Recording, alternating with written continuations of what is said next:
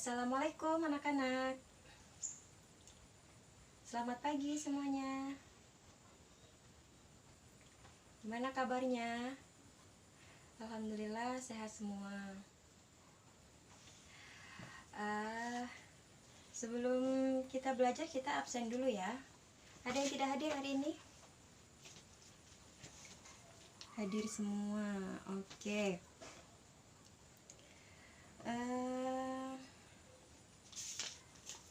Masih semangat anak-anak? Harus semangat dong ya kita, walaupun masih mau pagi, mau siang, mau malam, kita tetap harus semangat buat belajar. Oke, sebelum memasuki materi, ada baiknya kita berdoa dulu. Berdoa dimulai. Berdoa selesai. Oke anak-anak, materi kita pada pagi hari ini yaitu prinsip-prinsip klasifikasi makhluk hidup dalam 5 kingdom. Untuk apa sih kita belajar tentang prinsip-prinsip klasifikasi ini? Yang pertama, kita mengetahui apa itu pengertian dari klasifikasi makhluk hidup. Kita mengetahui prinsip-prinsip klasifikasi, dasar-dasar klasifikasi, ciri-ciri umum klasifikasi makhluk hidup dalam 5 kingdom, dan macam-macam sistem klasifikasi. Kita sistem belajar, Ibu akan menyampaikan materinya. Nanti di akhir pelajaran Ibu akan menanyakan kembali materi yang Ibu sampaikan tadi. Oke, kita masuk ke materinya. Yang pertama itu ialah pengertian klasifikasi. Ada yang tahu sebelumnya apa itu klasifikasi? Atau ada yang udah pernah belajar tentang klasifikasi? Sebenarnya waktu SMP dulu udah pernah ya. Ada ingat? Enggak ya? Oke. Sekarang Ibu akan mengulang supaya kalian ingat. Nanti dicatat. Catat poin-poinnya saja ya. Jadi pengertian klasifikasi ialah pengelompokan makhluk hidup berdasarkan perbedaan dan persamaan ciri. Paham? Jadi makhluk hidup di dunia ini sangatlah banyak. Jadi untuk mengetahui makhluk hidup itu termasuk mana, kita mengelompokkan makhluk hidup tersebut sehingga memudahkan untuk mencari nama-namanya. Untuk lebih pahamnya, kita bisa melihat video berikut ini. Assalamualaikum warahmatullahi wabarakatuh. Halo, selamat datang di kelas daring belajar biologi. Hari ini kita akan belajar tentang klasifikasi makhluk hidup. Kamu pasti pernah pergi ke perpustakaan kan? Ada berapakah jumlah buku di sana? Banyak, sudah pasti. Ada ratusan bahkan ribuan buku bisa kamu temukan di sana.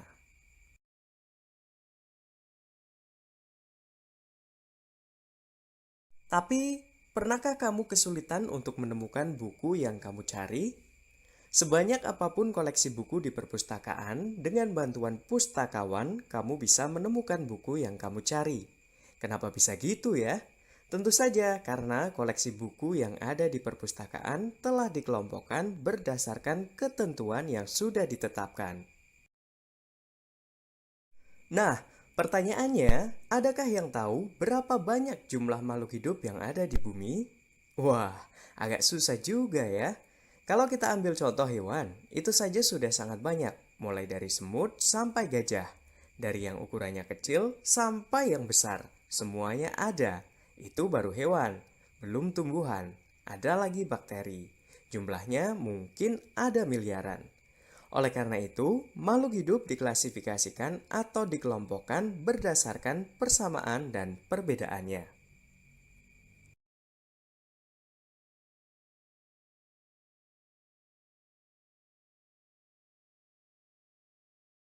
Dalam proses pengelompokan, ada yang dinamakan tingkatan klasifikasi makhluk hidup.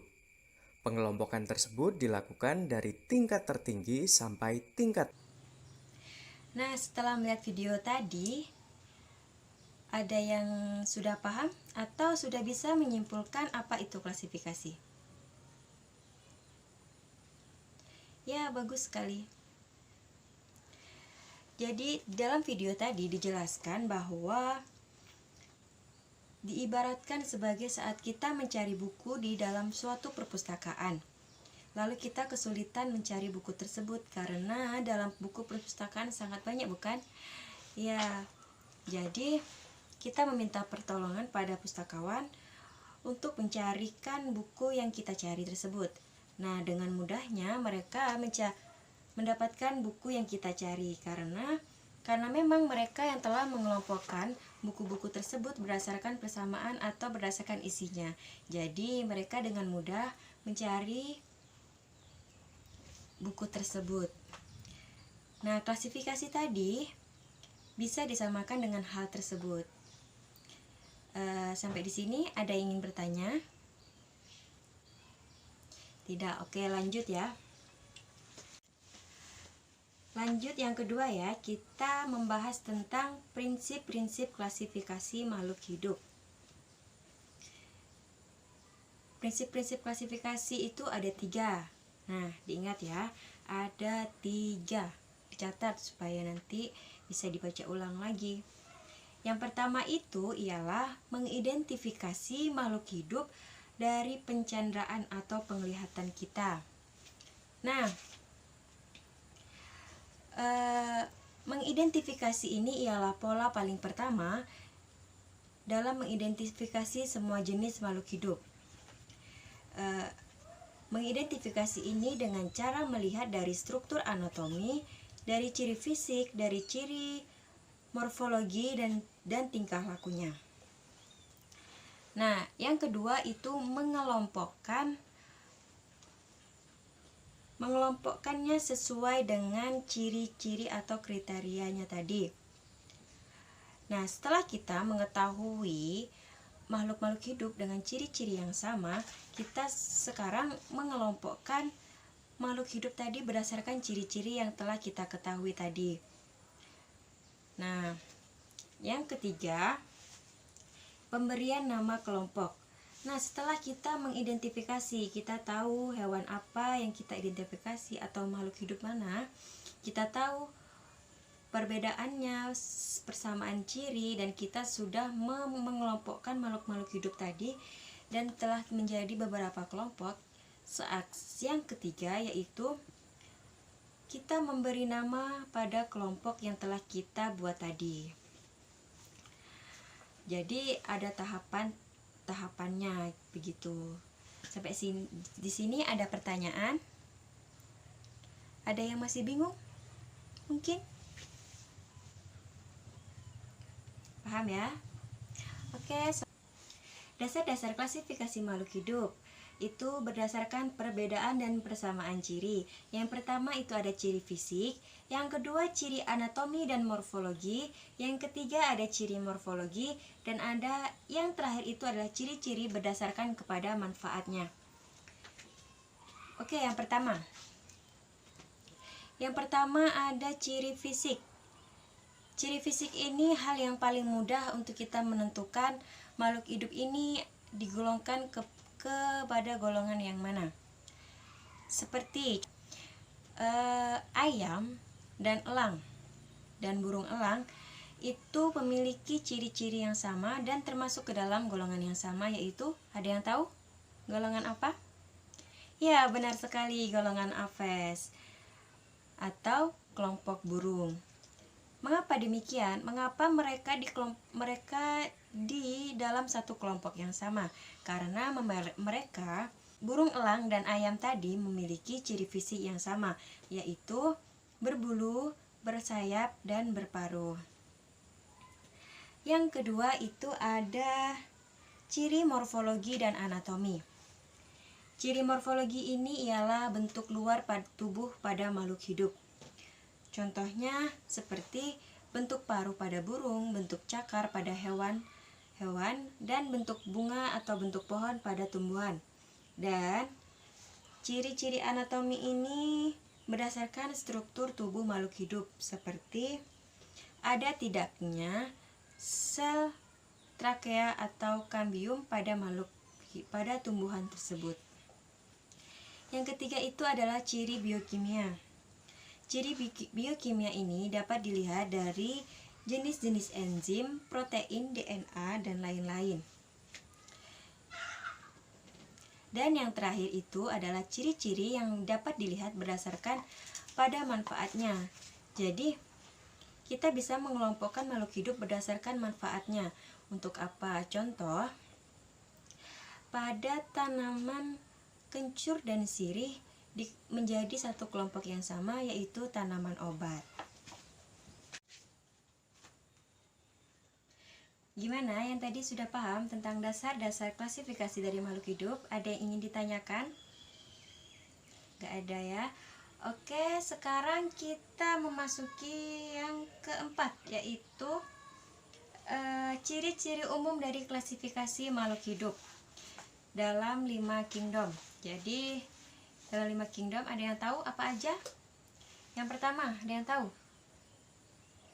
Ya, Monera, kingdom Monera. Yang kedua, ada yang tahu? Ya, benar sekali, Protista. Yang ketiga ada kingdom. Ada yang tahu?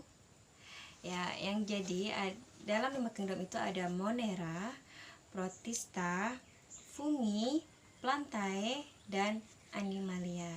Kita bahas satu-satu ya. Kita bahas garis besarnya saja karena waktu kita juga nggak banyak ya. Yang pertama, Monera. Monera ini adalah kingdom yang tidak memiliki membran inti atau organisme prokariot. Meskipun begitu, Monera memiliki bahan inti yang disebut sebagai DNA atau deoksiribonucleic acid. Monera ini terdiri dari Eubacteria atau bakteri dan Archaebacteria atau bakteri yang hidup pada tempat yang ekstrim. Yang kedua ada Protista. Ada yang tahu apa itu Protista? Protista ini terdiri dari satu sel atau banyak sel dan memiliki membran inti atau eukariot. Jadi, Protista ini terdiri dari dua, yaitu Protista mirip hewan atau protozoa dan Protista mirip tumbuhan atau alga. Sampai sini ada yang ingin ditanyakan? Udah paham ya? Lanjut ya. Kita lanjut ke kingdom fungi. Kingdom fungi ini memiliki ciri-ciri ia tidak memiliki kloroplas. Dia hanya terdiri dari satu sel dan berbentuk benang-benang, sehingga mereka tidak bisa dikategorikan sebagai hewan ataupun tumbuhan. Jadi mereka membentuk kingdom sendiri, yaitu kingdom fungi. Kingdom fungi ini terdiri dari semua jenis jamur yang ada di muka bumi ini, kecuali jamur lendir atau Myxomycota dan jamur air atau Oomycota. Gimana? Ada yang ingin ditanyakan? Selanjutnya tentang Plantae, atau ada yang tahu apa Plantae? Ya, benar sekali. Plantae itu ialah kingdom tumbuhan. Jadi semua tumbuhan yang ada di bumi ini dia termasuk golongan Plantae. Plantae ini memiliki ciri-ciri memiliki kloroplas dan mampu melakukan fotosintesis. Apa itu fotosintesis? Ada yang tahu? Ya, benar sekali. Jadi fotosintesis itu tumbuhan mampu membuat makanannya sendiri. Namun ada juga sebagian tumbuhan yang tidak dapat melakukan fotosintesis. Umumnya tumbuhan ini memiliki akar, batang, dan daun. Namun tidak semua tumbuhan memiliki akar, batang, dan daun yang sempurna. Ada yang hanya memiliki rhizoid atau batang semu. Nah, Plantae ini terdiri dari 4. Yang pertama itu ialah Bryophyta. Bryophyta itu tumbuhan lumut. Jadi tumbuhan lumut, ada lumut kerak, ada lumut daun, itu termasuk ke dalam Bryophyta. Ke dalam divisi Bryophyta. Ada lagi itu divisi Pteridophyta atau tumbuhan paku. Ada yang tahu contoh tumbuhan paku? Ya, pakis, ada yang pernah makan ya. Yang ketiga itu Gymnospermae atau tumbuhan berbiji terbuka. Memang tumbuhan ini terbagi berbagai banyak spesies. Ada Gymnospermae dan Angiospermae. Gymnospermae itu berbiji terbuka dan Angiospermae itu berbiji tertutup. Yang terakhir itu ialah Animalia. Dan ciri-ciri umum dari klasifikasi makhluk hidup dalam 5 kingdom yang terakhir itu ialah Animalia. Animalia ini ialah kingdom hewan. Ia memiliki membran inti namun tidak memiliki klorofas dan tidak mempunyai dinding sel. Animalia mampu bergerak aktif dan memiliki sistem syaraf. Ada yang tahu manusia termasuk ke dalam kingdom yang mana? Siapa yang tahu? Ya, benar sekali. Kita manusia termasuk ke dalam kingdom Animalia. Dalam kelas Mamalia, yaitu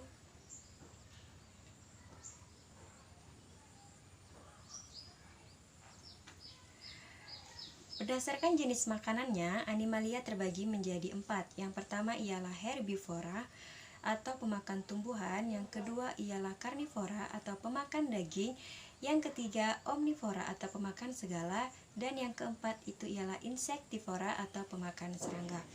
Berdasarkan ada atau tidaknya tulang belakang, Animalia terbagi menjadi 2, yaitu vertebrata dan invertebrata. Invertebrata ialah hewan yang tidak memiliki tulang belakang dan memiliki 9 filum. Vertebrata ialah makhluk hidup yang memiliki tulang belakang dan memiliki 5 kelas. Nah, Ibu akan tugaskan kepada kalian untuk mencari apa tadi yang termasuk 9 filum yang ada di invertebrata dan 5 kelas yang ada di vertebrata. Karena waktu kita tidak cukup untuk membahas itu semua.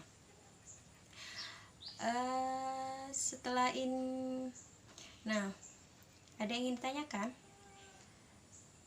Ada yang masih bingung sama materi yang Ibu jelaskan tadi? Oke, kita lanjut yang terakhir, yaitu macam-macam sistem klasifikasi dalam makhluk hidup. Jadi, macam-macam sistem klasifikasi makhluk hidup itu ada 2. Yang pertama ialah sistem klasifikasi alamiah atau terjadi dengan sendirinya. Yang kedua, sistem klasifikasi buatan.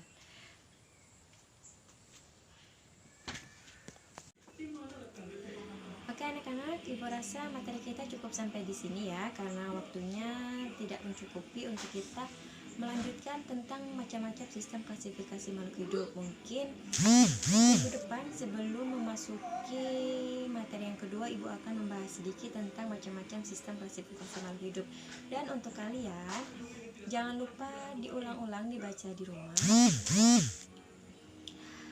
Dan juga seperti yang Ibu bilang tadi, Ibu akan bertanya tentang materi hari ini minggu depan. Jadi Ibu tahu siapa yang memperhatikan dan siapa yang tidak. Nah, karena kita mengawali pelajaran hari ini dengan berdoa, maka kita ada baiknya mengakhiri dengan berdoa. Berdoa dimulai.